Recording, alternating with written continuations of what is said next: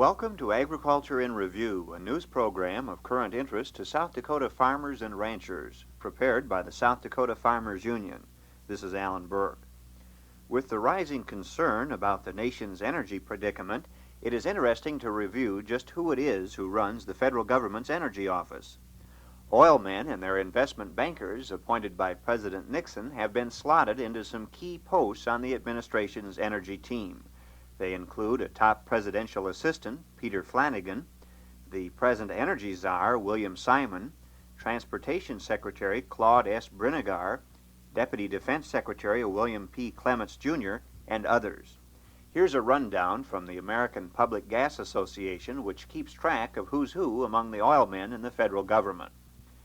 Peter Flanagan, the Assistant to the President for International Economic Affairs, is the chief long-range planner and architect of the administration's energy policy.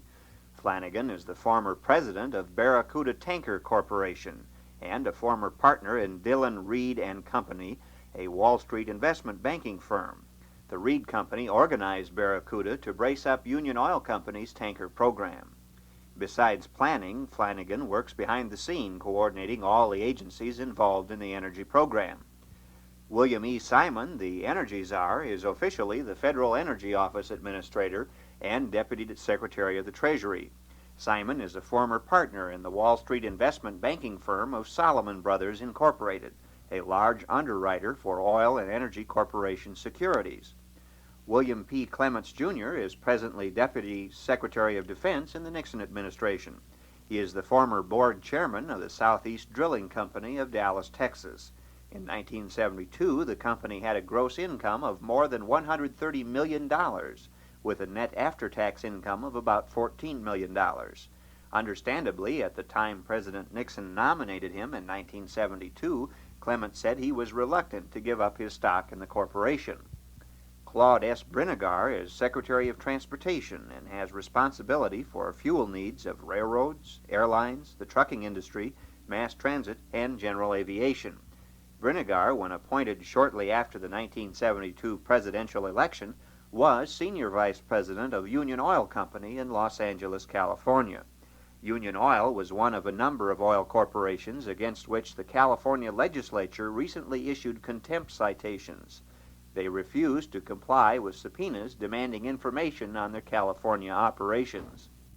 Other oil-trained officials are Stephen Wakefield, a Texas lawyer who was counsel for some of the nation's largest oil and gas corporations, Kenneth Lay, formerly with Exxon, and Duke Legion, an ex-Continental Oil executive. Robert Bowen, on loan to the Treasury Department from Phillips Petroleum Corporation, attracted attention recently when it was learned that he had drafted the allocation regulations on crude oil and that he carefully checked the regulations with oil corporation executives before they were issued. One obvious conclusion from considering the men who have been chosen to look after the public's interests during the energy crisis is that ordinary consumers and family farmers are not represented. Another obvious conclusion is that the major oil corporations are well represented and probably in firm control of the situation. And all of this leads to another conclusion. The American people are facing a shortage of facts and a serious shortage of confidence in the corporate oil executives, now turned federal officials. With that, we'll close another edition of Agriculture in Review. This is Allan Burke asking you to join us again next week for another review of rural America's highlights. This program was produced by the South Dakota Farmers Union.